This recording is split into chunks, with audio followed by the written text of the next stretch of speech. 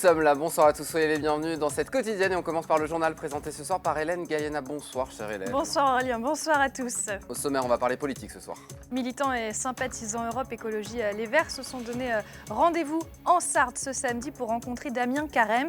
Il est député européen. Au tribunal du Mans, le procès de l'incendie criminel de La Flèche est toujours en cours. Les faits ont lieu en 2019. 4 personnes sont sur le banc des accusés au deuxième jour de procès. On fera le point avec notre journaliste Enzo Maubert. Et puis il sera aussi question de culture. Ce mercredi sort Divertimento. C'est un long métrage qui retrace le parcours de Zaya et Fatouma Ziouani. Il y a 25 ans, les deux sœurs ont créé l'orchestre qui porte le nom du film, Divertimento. Et pour commencer, Hélène, on parle politique et les membres du parti Europe Écologie Les Verts se forment au fonctionnement de l'Europe. Exactement, rendez-vous était donné à tous les militants mais aussi les sympathisants ELV de la région pour rencontrer Damien Carême. Ça s'est passé au Mans. Le député européen a organisé un atelier de formation à la maison de quartier de l'EPO Édith Piaf. Reportage d'Anthony Piton. L'eurodéputé Damien Carême rencontre les militants et les sympathisants d'Europe Écologie Les Verts au Mans. L'idée de cette visite, informer les membres du parti sur le fonctionnement, sur les enjeux et sur les politiques de l'Union européenne.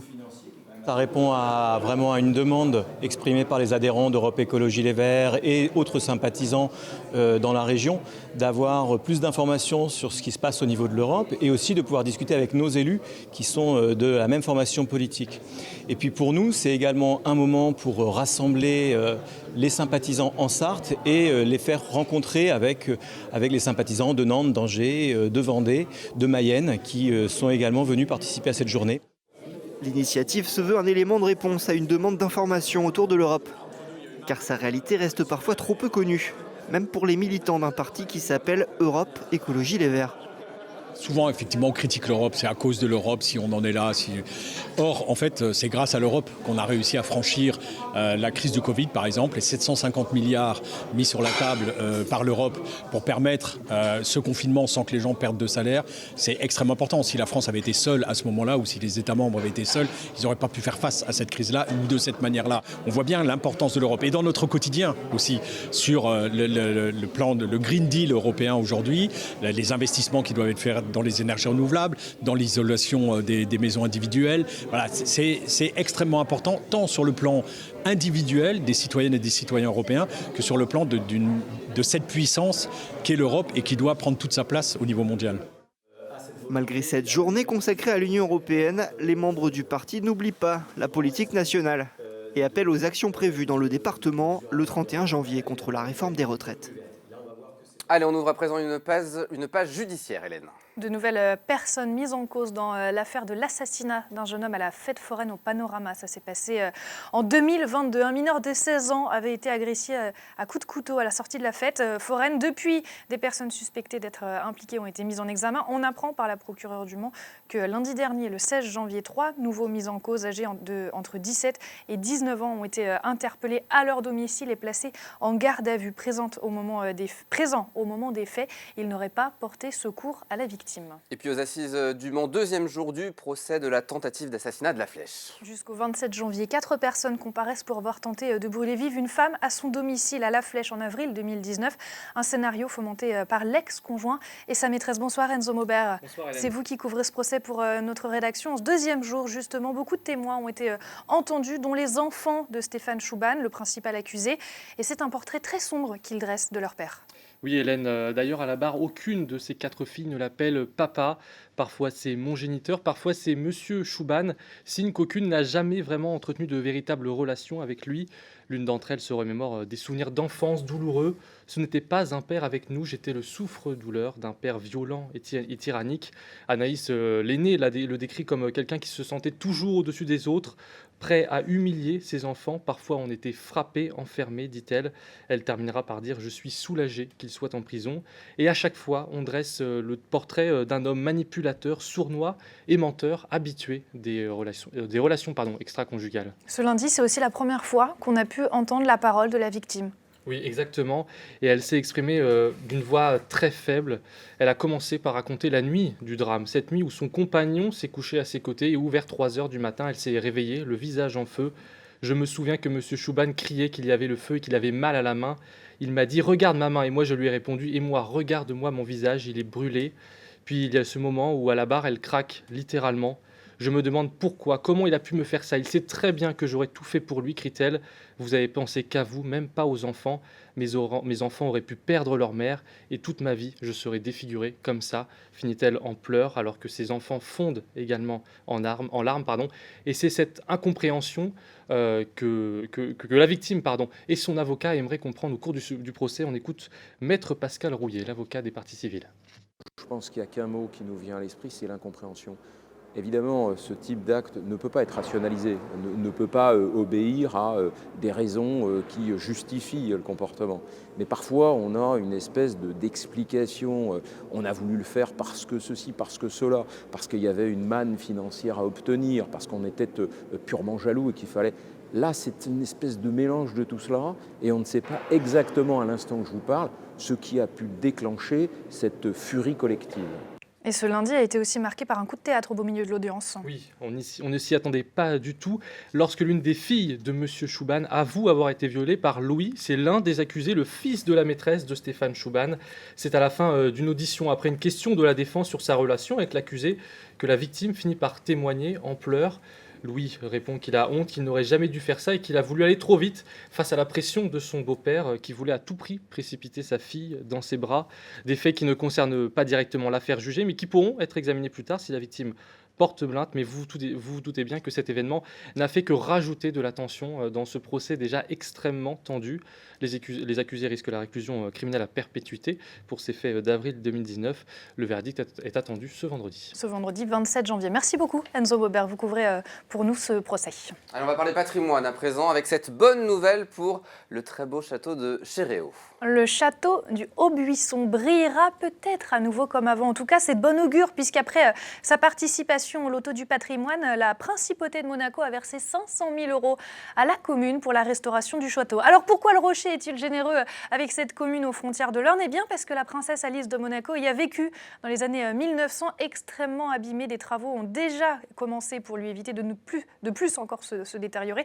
Mais il va falloir encore quelques chantiers avant qu'il ne retrouve son âme d'époque. Et il redeviendra beau ce château. Une idée sortie avec un film, Hélène, qui sort ce mercredi. Divertimento, c'est une histoire vraie, celle de la chef d'orchestre Zaya Ziwani et de sa sœur, violoncelliste Fetouma Ziwani. Toutes deux ont créé il y a 25 ans l'orchestre philharmonique Divertimento qui se produit plusieurs fois par an à Allonne, mais très souvent aussi dans d'autres quartiers populaires de France.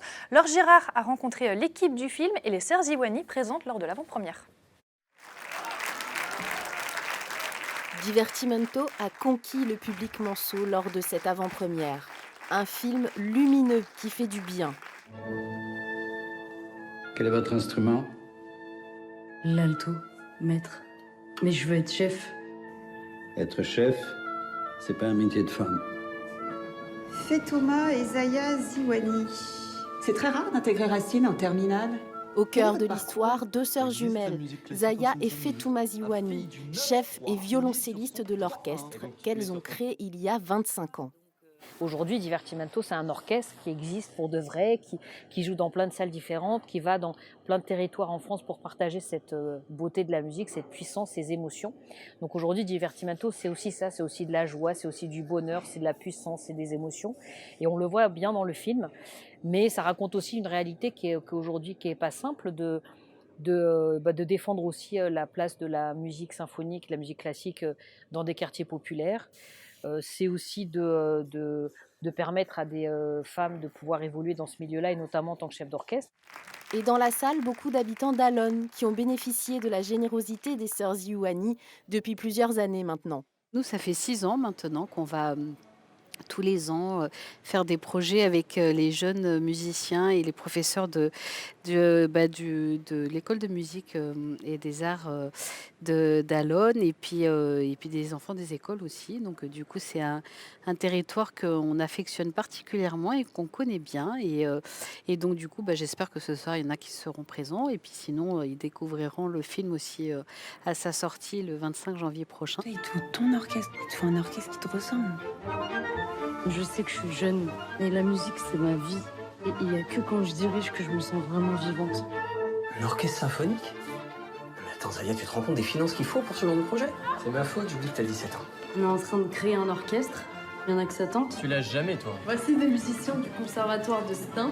Une générosité très présente dans le film, parfaitement maîtrisée par la réalisatrice Marie Castille mention char.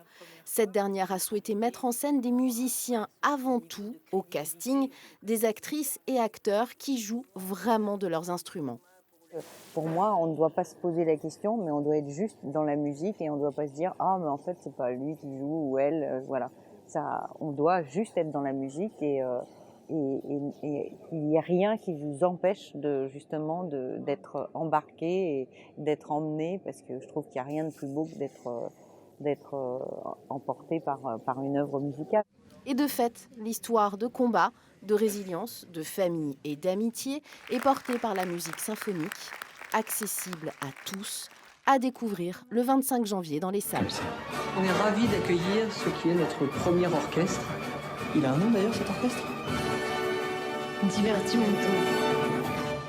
Sortie en salle ce mercredi, toujours en culture, un nombre. À présent, Hélène, 77 191, je crois que ce sont des personnes. Exactement, le nombre de personnes venues visiter l'abbaye de Leppo, c'était quand? C'était en 2022. Une hausse de fréquentation pour l'abbaye cistercienne, 3,5%. Bon, 91% de ces visiteurs sont sartois, ils représentent un peu plus de 70 000 personnes.